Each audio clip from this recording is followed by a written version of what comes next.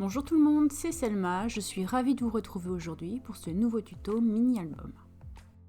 Je suis ravie de vous présenter ce nouveau kit car il est en partie réalisé avec la collection de papier Brin de douceur. Petit zoom sur ces chipboards que j'adore. La couverture est un petit peu technique et l'intérieur tout en harmonie. Alors c'est parti! Comme d'habitude, vous avez besoin de carton de 2 mm pour réaliser la couverture de l'album. J'ai tracé sur la couverture un rectangle en mettant des dimensions du tampon qui se trouve dans le kit. Avec mon cutter, je l'ai évidé, puis je commence le collage de la charnière. Comme d'habitude, je vous ai donné les dimensions en légende, les dimensions des charnières et des repères sur votre charnière extérieure afin de coller vos cartons. J'encolle les 3 premiers centimètres de la couverture et je le positionne sur ma charnière extérieure. J'encolle maintenant mon morceau de 3 cm sur 19, c'est la charnière de la couverture et je la positionne grâce à mes repères et mon réglé. Et enfin, je termine par le dernier morceau. Ce Skivertex est vraiment très souple et très facile à utiliser. Je dois maintenant remborder le haut et le bas, mais avant toute chose, je marque les plis grâce au plioir. J'encolle cette fois le Skivertex, je marque bien la tranche et je maroufle. Évidemment, vous faites exactement la même chose de l'autre côté.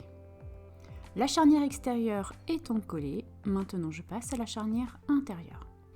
Je le dis, je le répète à chaque vidéo, utilisez de la colle blanche vinylique à pH neutre pour coller votre charnière si vous voulez faire exactement comme moi. Et surtout, prenez votre temps. Encollez de la gauche à droite chaque partie, marouflez, puis vous passez à la charnière, le creux qu'il y a entre vos cartons, vous marouflez et ainsi de suite jusqu'au dernier morceau.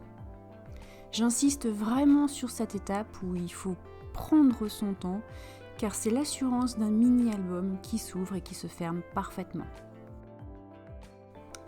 Avec des petites bandes de papier uni, j'habille maintenant l'ouverture de mon rectangle. J'ai plié en deux mes petites bandelettes et grâce à cette petite équerre, je viens découper au millimètre près la longueur de ma bandelette. Si vous n'avez pas cet outil, une équerre fera très bien l'affaire. Je vous conseille de préparer tous vos morceaux et de revenir dessus si besoin avant de les coller. Comme d'habitude, encollez les côtés opposés. Travaillez bien votre tranche avant de rabattre. Comme la partie de papier est petite, c'est vraiment important de mettre juste ce qu'il faut de colle. Et je continue ainsi pour les 3 autres côtés. J'ai choisi de réaliser la couverture du mini avec le papier tache aquarelle et je vous montre précisément où est-ce que je récupère les morceaux. Je choisis évidemment là où il y a le plus de taches. Au dos, j'ai tracé les repères à 1 cm tout autour. J'ai mis quelques touches de roller coll pour maintenir mon papier afin de pouvoir tracer les repères de l'ouverture. Puis, avec ces repères, j'ai retiré 2 mm pour avoir cet effet de petit biseau autour de l'ouverture.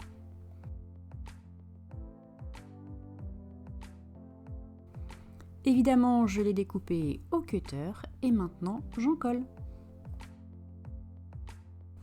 Comme le fond du papier aquarelle est vraiment très blanc, j'ai choisi de remborder toutes les tranches. J'étale la colle uniformément, puis je viens positionner mon papier et je maroufle. Il est vraiment important de bien le positionner par rapport à l'ouverture du carton. J'ai retourné ma couverture pour bien marquer les plis afin de remborder correctement le papier. Je coupe mes angles à plat avec une paire de ciseaux. Et enfin, je remborde de la même façon les deux côtés opposés, puis le troisième. Travaillez bien vos tranches avant de rabattre.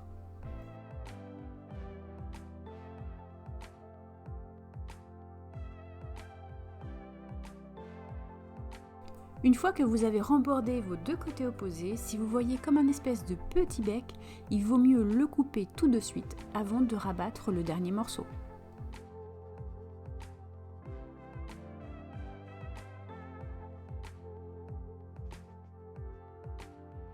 Je continue l'habillage extérieur du mini.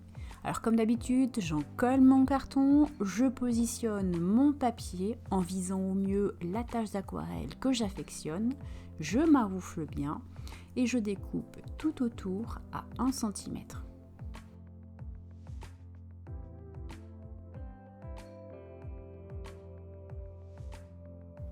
Comme tout à l'heure, je marque mes plis, je coupe mes angles à plat et je remborde.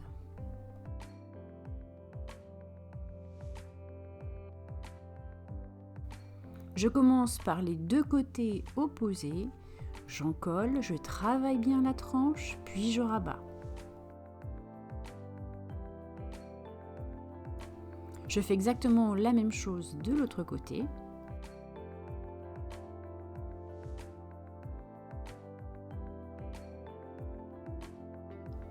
Et je termine par le dernier morceau.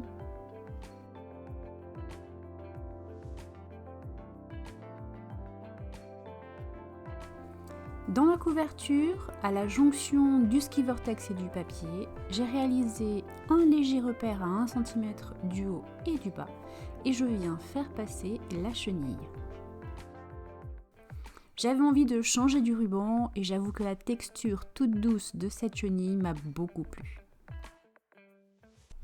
J'ai raccourci la chenille, j'ai retiré les petits poils du feu pour n'avoir que le fil métal. J'ai creusé légèrement la couverture pour faire rentrer la partie métallique à l'intérieur.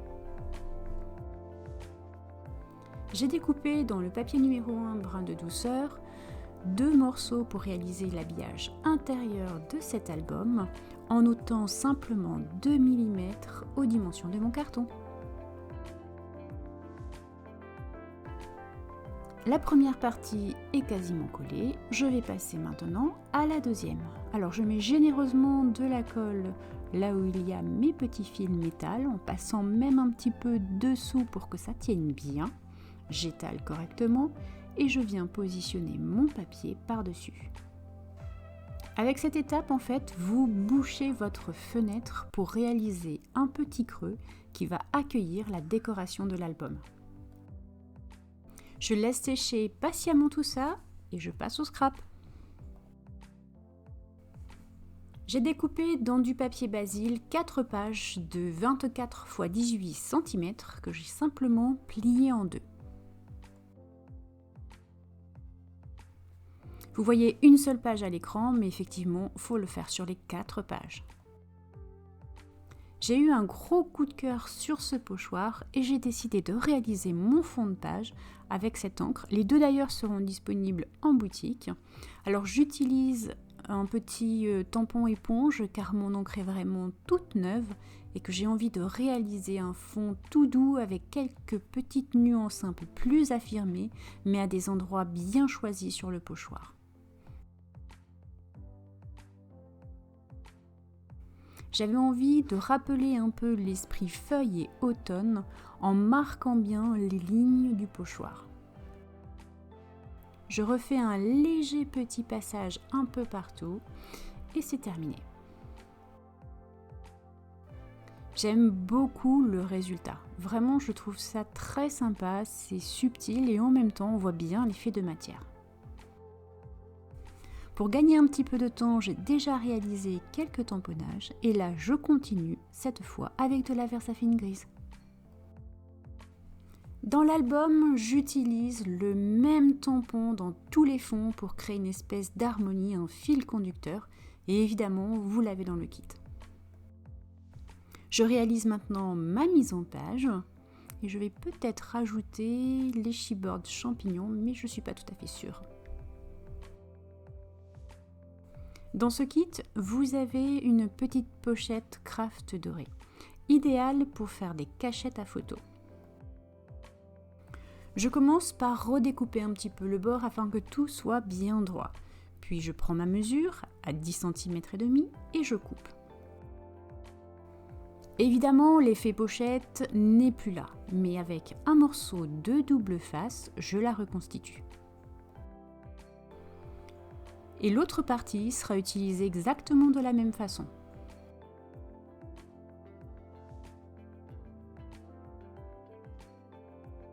J'ai préparé tous mes petits éléments de décoration, je n'ai qu'à réaliser maintenant la superposition. Pour garder l'harmonie, je vais aussi faire quelques petits tamponnages en Versafine grise dans le fond. J'ai utilisé un die où il y a des petites citrouilles, des petits champignons et il est aussi disponible en boutique. Afin d'apporter un peu d'élégance à ma pochette, je viens ajouter un petit morceau de ruban.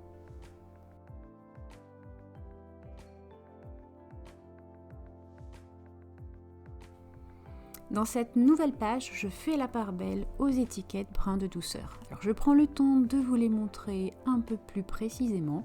J'ai utilisé donc le rond moment et des petits mots tout à fait en bas. Je commence par la mise en page de ma photo. Alors j'ai déjà découpé tous mes petits éléments. Les papiers sont des papiers brun de douceur que vous avez dans le kit et je réalise la superposition. Toujours avec le même tampon, j'ai déjà réalisé quelques tamponnages avec l'encre Versa Magique et je viens rajouter de légers tamponnages de Versafine grise par-dessus. Ça apporte un peu de peps et de profondeur à mon fond de page. Maintenant que tout est bien sec, je peux commencer la réalisation de la décoration de la couverture.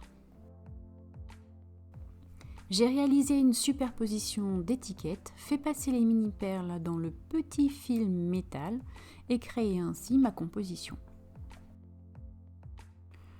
Le tampon définition automne a été réalisé à la Versafine grise que j'ai maté avec du papier uni. J'ai réalisé un petit fond de papier au mini Pola chipboard. Puis j'ai collé une mini étiquette noire derrière pour apporter un peu de profondeur. Et enfin maintenant, je peux mettre le tout sur ma couverture. Voilà, ce tuto est bientôt terminé. Il me reste à vous laisser découvrir l'intégralité de ce mini. Mais avant tout, je souhaite vous remercier pour tous les messages que vous m'avez envoyés suite à la découverte de cette collection Brin de douceur. Vraiment, j'ai été très touchée. N'oubliez pas d'activer la cloche des notifications afin de ne rien rater, ou vous abonner à ma chaîne si ce n'est pas déjà fait. Et évidemment, je vous laisse en description tous les liens pour retrouver les produits que j'ai utilisés dans cet album. Je vous dis à très bientôt et bon scrap!